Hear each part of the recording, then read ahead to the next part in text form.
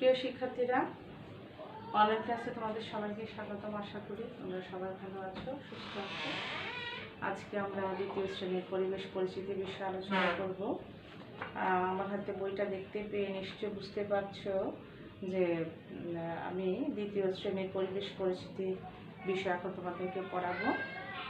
আমাদের যদিও বা বার্ষিক পরীক্ষার সিলেবাস অনুযায়ী আমাদের সিলেবাস শেষ হয়ে গেছে, তারপরেও যেগুলো আমি পড়াইনি সেগুলো এখন থেকে আমি নেওয়ার চেষ্টা করব সেই ক্লাসগুলো। ঠিক আছে? এর মধ্যে তোমাদের নোট দেওয়ার হলে আমরা দিয়ে দেব, তোমরা নেটে পেয়ে যাবে। তো প্রিয় শিক্ষার্থীরা, আজকে আমরা মেঘ বৃষ্টি অধ্যায়টা আলোচনা করছি তোমাদের সাথে। মেঘ বৃষ্টি এই শব্দটার সাথে আমরা কম বেশি সবাই পরিচিত এই শব্দগুলোর সাথে, কারণ প্রতিনিয়ত এটা প্রকৃতির একটা বিষয় এবং সেটা আমাদের জীবনের সাথে ওতপ্রোতভাবে জড়িয়ে আছে। যদিও এখন বর্ষাকাল নয়, কিন্তু মাঝে মাঝে কিন্তু ঠিকই বৃষ্টির দেখা আমরা পাই। মাঝে মাঝে বৃষ্টি হয় এবং বর্ষাকাল যখন হামেশা বৃষ্টি হচ্ছে দেখছি আমরা, কোনো সমস্যা নেই, বৃষ্টি হচ্ছে। আর আবার বর্ষাকাল ছাড়াও অন্যান্য ঋতুতেও কিন্তু মাঝে মধ্যে বৃষ্টির দেখা পাওয়া যায়। তো যেটা বলবো, আমাদের 6 ঋতুর বৈশিষ্ট্য অনুযায়ী বর্ষাকালে সাধারণত বৃষ্টি হয়, তবে গ্রীষ্মকালে যখন কালবৈশাখী ঝড় হয় তখনও কিন্তু বৃষ্টির দেখা পাওয়া যায়, ঝড়ের আভাস পাওয়া যায়। চলো তাহলে আমরা দেখি আজকে এখানে মেঘ বৃষ্টিতে কি কি সম্পর্কে ধারণা দেওয়া হয়েছে।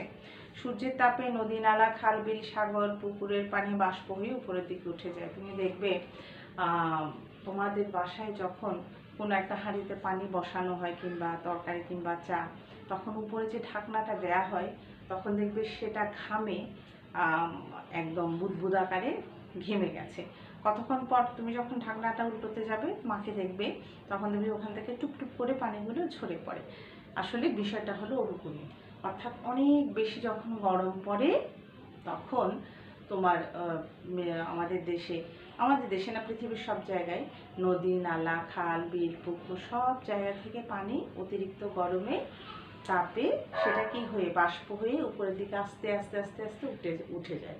এই যে আমি বললাম যে আমরা যখন একটা হাঁড়িতে পানি দিয়ে বসাই চুলোর উপরে, তখন যে ঢাকনার উপরে যে ঘামটা জমে, ঠিক সেরকমই বিষয়টা।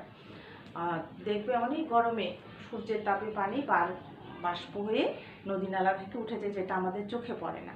কিভাবে আমরা বুঝবো? এই পানির বাষ্পগুলোকে জলীয় বাষ্প বলে। এতে ধাপে ধাপে আমরা আসছি। এই যে জলীয় বাষ্প হয়ে উপর উঠে যাচ্ছে, আবার সেটা আবার পৃথিবীতে ফিরে আসছে, কেমন আমরা এটা ধাপে ধাপে আসবো। তাহলে আমরা জলীয় বাষ্প বলতে কি বুঝি বা জলীয় বাষ্প কাকে বলে?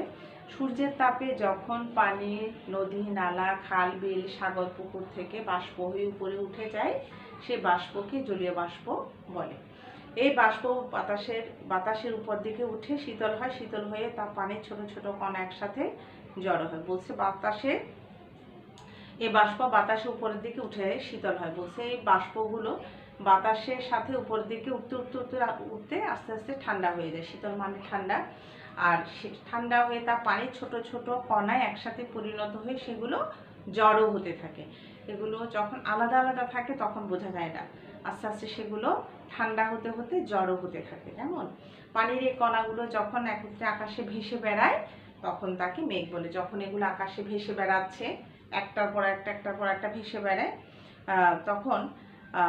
তখন তাকে মেঘ বলে। তুমি বুঝতে পারবে এই পানির কণাগুলো যখন একসাথে জড়ো হয় তখন সেখানে কিন্তু একটু কালচে আদা আকার ধারণ করে। কেমন? এই মেঘ আরো শীতল হয়ে জমাট বেঁধে, মেঘগুলো আরো উপরের দিকে উঠে আরো বেশি ঠান্ডা হয়, আরো বেশি জমাট বাঁধে এবং বড় বড় পানির ফোঁটাতে পরিণত হয়। তখন ছিল ক্ষুদ্র, আর যখন উপরের দিকে উঠে ঠান্ডা হয় জমাট বেঁধে সেটা আরো বড় পানির ফোঁটাতে পরিণত হয়। ফলে বাতাসে আর ভেসে বেড়াতে পারে না। এগুলো বাতাসে আর তখন ভেসে বেড়াতে পারে না, তখন তা ভূপৃষ্ঠের ভারী হয়ে যায়। তখন তা ভূপৃষ্ঠের নানা জায়গায় সে বৃষ্টি আকারে ঝরে পড়ে, অর্থাৎ পানির কণাগুলো তখন ভারী হয়ে নিচের দিকে নেমে আসে। এটাকেই বৃষ্টি বলে। কিন্তু ঠিক আছে, তাহলে বুঝলাম আমরা কিভাবে বৃষ্টি হয়। আকাশে কি পানি থাকে? না, তাহলে এই পানিটা কোত্থেকে? নদী, নালা, সাগর, খালবিল থেকে বাষ্প হয়ে উঠে যাচ্ছে, আর এগুলো আকাশে একসাথে জড়ো হচ্ছে, ঠান্ডা হচ্ছে, একসাথে মেঘ হচ্ছে, ভেসে বেড়াচ্ছে। যখন এটা ভারী হচ্ছে তখন আর ওখানে থাকতে পারছে না, সেগুলো পানি আকারে, বৃষ্টি আকারে পৃথিবীতে ঝরে পড়ছে। এটা হচ্ছে বৃষ্টি, অর্থাৎ ধাপগুলো চলে আসছে এভাবে। আর পানির ছোট কণাগুলো বেশি শীতল হয়ে গেলে বরফ হয়ে শিলাবৃষ্টি হয়। দেখবে অনেক সময় আমরা যখন আমরা মাঝে মধ্যে, এটা সব সময় না, বৃষ্টিগুলো যখন বৃষ্টি হচ্ছে দেখবে যে বৃষ্টির সাথে ছোট ছোট বরফের কণা পড়ে, মনে হয় যেন উপর থেকে কে যেন বরফ ফেলছে, আসলে না। ওই বরফের কণাগুলো এত বেশি ঠান্ডা হয় যে সেখানে সেগুলো কি হয়ে গেছে? শিলাবৃষ্টি হয়ে গেছে, বরফ হয়ে গেছে। আর যখন বৃষ্টি হচ্ছে তখন সেগুলো বৃষ্টির সাথে নেমে আসছে। কেমন? অনেক সময় বৃষ্টির আগে অথবা বৃষ্টির সময় প্রবল বেগে বাতাস বইতে থাকে, একে ঝড় বলে। তাহলে ঝড় কাকে বলে? যখন বৃষ্টির আগে বা বৃষ্টির সময় অনেক বেশি কি হয়? বাতাস বইতে থাকে প্রবল বেগে, খুব জোরে সোরে, তখন তাকে আমরা ঝড় বলি। ঠিক আছে? তাহলে আমরা আজকে অনেকগুলো স্টেপ শিখলাম, প্রশ্নের উত্তরও শিখলাম একসাথে, যেমন জলীয় বাষ্প কাকে বলে, তারপর হচ্ছে যে মেঘ কাকে বলে, বৃষ্টি কাকে বলে, ঝড় কাকে বলে, হ্যাঁ, কখন শিলাবৃষ্টি হয়, যদিও বা প্রশ্নটা এখানে নেই, কখন শিলাবৃষ্টি হয় বা কিভাবে শিলাবৃষ্টি হয়, আমরা জেনে গেলাম। চলো তাহলে আমরা পাঠ মূল্যায়নটা একটু দেখি। পাঠ মূল্যায়নে আছে জলীয় বাষ্প কাকে বলে। একটু আগে বলেছি, প্রথমেই বলেছি, সূর্যের তাপে নদী, নালা, খালবিল থেকে, পুকুর, সাগর থেকে যখন পানি বাষ্প হয়ে উপর দিকে উঠে যায়, এই বাষ্পকে জলীয় বাষ্প বলে। এভাবে আমাদেরকে লিখতে হবে। তারপর হলো মেঘ কাকে বলে। জলীয় বাষ্প বাতাসে উপর দিকে উঠে ঠান্ডা হয় এবং পানির ছোট ছোট কণা একসাথে জড়ো হয়।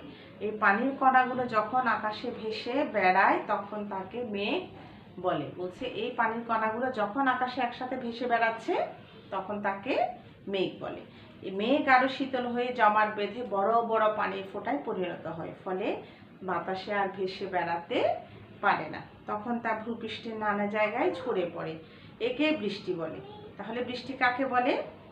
মেঘ শীতল হয়ে জমাট বেঁধে বড় বড়, আকাশে মেঘ আরো শীতল হয়ে জমাট বেঁধে বড় বড় পানির ফোঁটায় পরিণত হয়, ফলে বাতাসে আর ভেসে বেড়াতে পারে না, তখন তা ভূপৃষ্ঠের নানা জায়গায় ঝরে পড়ে, আর একে বৃষ্টি বলে। তাহলে বৃষ্টি কাকে বলে? প্রশ্নের উত্তরটা কিন্তু অনেক বড় এবং তোমাদেরকে এভাবেই শিখতে হবে।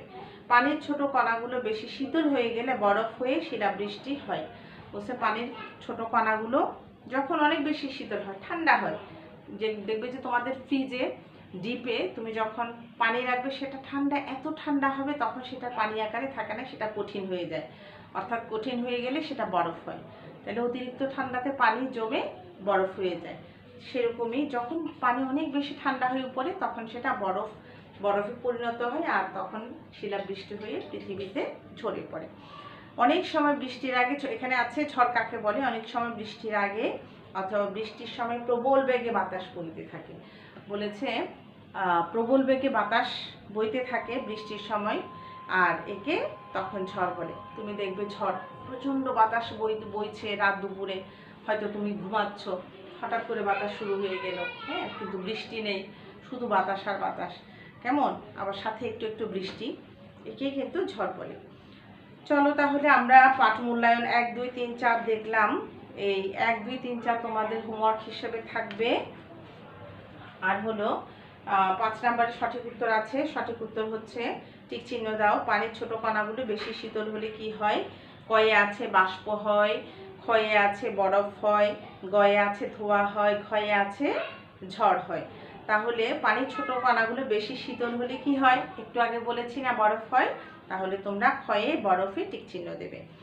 কি বাষ্প হয়ে উপরে উঠে যায়? গাছ, পানি, পাখি, বাড়ি। বাষ্প হয়ে উপরে উঠতে পারে না, গাছ উঠতে পারে না, পাখি উঠতে পারে না, বাড়ি উঠতে পারে না, তাহলে কি উঠে যায়? পানি বাষ্প হয়ে উপরের দিকে উঠে যায়। সেজন্য আমরা পানিতে খতে টিক চিহ্ন দেব। তাহলে আমরা এতক্ষণ পাঠ মূল্যায়ন, সঠিক উত্তর, তারপর হলো এগুলো আমরা একটু জানলাম। আর পঠনটা কিন্তু তোমাদের পড়তে হবে। কারণ এই পঠন থেকে তোমাদের কি থাকতে পারে, শূন্যস্থান পূরণ, সত্য মিথ্যা, সঠিক উত্তর, মিলকরণ, এগুলো তোমাদের থাকতে পারে। শুধু যে বইয়েরগুলো থাকবে তা নয়, এর বাইরেও কিন্তু পঠন থেকে দিতে পারে। সেজন্য আমাদের পঠনটা ভালো করে পড়তে হবে, বুঝেছো? আর হলো বাসায় এই সময় তো তোমাদের কি বলবো, বোনাস টাইম, স্কুল আসতে হচ্ছে না, স্কুল আসার জন্য কোনো তাড়াহুড়ো নেই, তাহলে অনেক বেশি সময় আমরা পাচ্ছি। সেই সময়টাতে তোমরা কি করবে, বাসায় পড়তে হবে।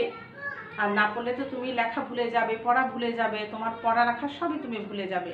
খেলবে, একটু খেলার জন্য সময়ও রাখবে বিকেলবেলা, সব সময় না, কার্টুনও দেখবে, খেলবে, একটু বেড়াতেও যাবে, সব কিছু ঠিক থাকবে। তবে সেই সাথে আমাদের পড়ালেখাটাও ঠিক রাখতে হবে। কেমন? মিসের কথা কিন্তু পালন করতে হয়, বড়দের কথা, শিক্ষকের কথা, মা বাবার কথা, গুরুজনদের কথা কিন্তু শুনতে হবে, তাহলে তুমি জীবনে অনেক বড় হতে পারবে।